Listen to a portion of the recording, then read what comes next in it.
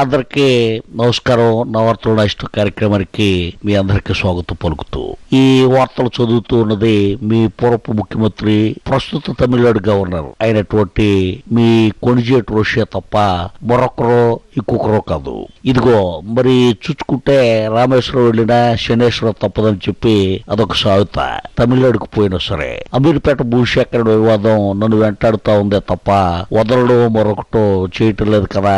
సరే, ఆ విషయాలు అలా ఉంచితే ఇక్కడ ఆంధ్రప్రదేశ్ లో మన కిరణ్ కుమార్ రెడ్డి చేస్తుంది ఏమిటా, అడపదడప వాళ్ళ మీద వీళ్ళ మీద మేడంకి రహస్య నివేదికలు పంపడం మినహా అతగాడు చేస్తా ఉంది ఏమీ లేదనేది నా అభిప్రాయం. సరే, దీనికి సంబంధించినటువంటి మరిన్ని వివరాలను చెప్పే ముందు ఒక్క మారు హెడ్లైన్ చదువుతా, కాస్త జాగ్రత్తగా ఫాలో అవ్వండి. తమిళనాడుకు పోయిన వదలడం లేదు అమీర్పేట వివాదం, ఎలాంటి గొడవల నుండి త్వరగా బయటపడడం శ్రేయస్కరం. కిరణం వల్ల లాభం లేదని ఇప్పటికి తెలిసి వచ్చింది అధిష్టానానికి. ఏపీలో కాంగ్రెస్ సిద్ధమవుతోంది మరో పరాజయానికి. న్యాయంగా అయితే రాజీనామా చేయాలి కిరణ్ రెడ్డి, లేకపోతే జనం పెడతారు కాంగ్రెస్ నోట్లో ఇంత గడ్డి. Now news in detail. మరి చూసినట్లయితే జలయజ్ఞంలో నీళ్లు ఇచ్చినా ఇవ్వకున్నా సరే జనం అంతా కూడా ఆ రాజశేఖర రెడ్డిని గుర్తు పెట్టుకున్నారు తప్ప కిరణ్ కుమార్ రెడ్డినో చంద్రబాబు నాయుడు గుర్తు పెట్టుకోలేదు కదా. మరి ఆ విధంగా చూసినట్లయితే పావల వడ్డీ అనగానే మళ్లీ జనం ఆ రాజశేఖర రెడ్డిని గుర్తు పెట్టుకున్నారు తప్ప కిరణ్ కుమార్ రెడ్డినో చంద్రబాబు నాయుడు గుర్తు పెట్టుకోరు కదా. మరి వాస్తవం ఇలా ఉన్నప్పుడు లబ్ధిదారులు కృతజ్ఞత లేదని మన కిరణ్ కుమార్ రెడ్డి వాపోవడమే తప్ప ప్రజలు కాంగ్రెస్ కి ఓట్లు వేయడము, దాని తాలూకా గెలిపించటం చేయలేదు కదా. దీనికి సంబంధించినటువంటి మరిన్ని వివరాలు అందించడానికి మన వీరాభిమాని అంజిబాబు లైవ్ లో ఉన్నాడు. Over to Anjibabu.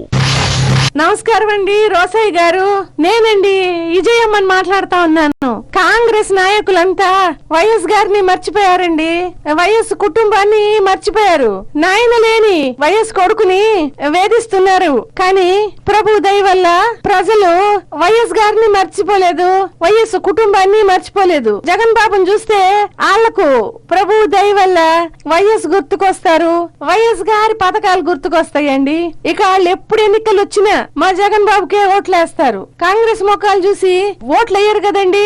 ఇదిగో మరి చూసినట్లయితే ఈ విజయమ్మ గారు కాంగ్రెస్ ముఖాలు అంటా ఉన్నది ఆ కిరణ్ కుమార్ రెడ్డి గురించో తప్ప నన్ను గురించో మరొకరి గురించో కానే కాదన్నటువంటి విషయాన్ని మీరందరూ కూడా గుర్తుంచుకోవాలి.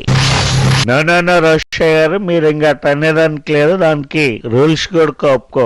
ఎవరు సీనియర్ మెంబర్, మీరు కూడా కట్ట మాట్లాడితేనండి. వైఎస్ రాజశేఖర రెడ్డి గారి పథకాలు సక్రంగా కాంగ్రెస్ పథకాలు, ఇంక వాటిని వైఎస్ పథకాలు అనేదానికి లేదు. దానికైతే ఇంక రూల్స్ కూడా ఒప్పుకో. లేకన్నా వాటిని సోనియా గాంధీ పథకాలు అనేదానికి ఉన్నది, ఇంక బట్ జగన్ పథకాలు అనేదానికి అసలు లేదు. ఇంక దానికైతే రూల్స్ కూడా ఒప్పుకో. This is very clear. ఇదిగో మరి చూసినట్లయితే మన కిరణ్ కుమార్ రెడ్డి పాపం ఉప ఎన్నికల దెబ్బ నుండి ఇంకా కోలుకోలేదు తప్ప మరొకటో ఇంకొకటి కాదు.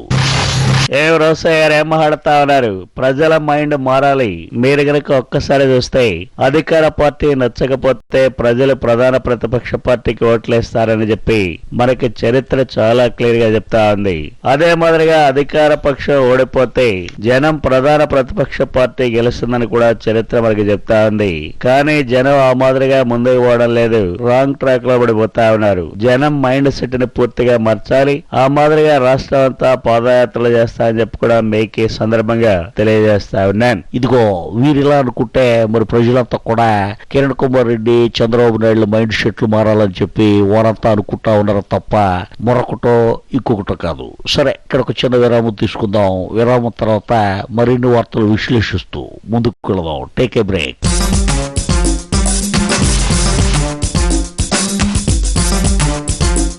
Welcome back. నా వార్తలు నా ఇష్ట కార్యక్రమానికి విరామం తర్వాత మళ్ళీ తిరిగి స్వాగతం.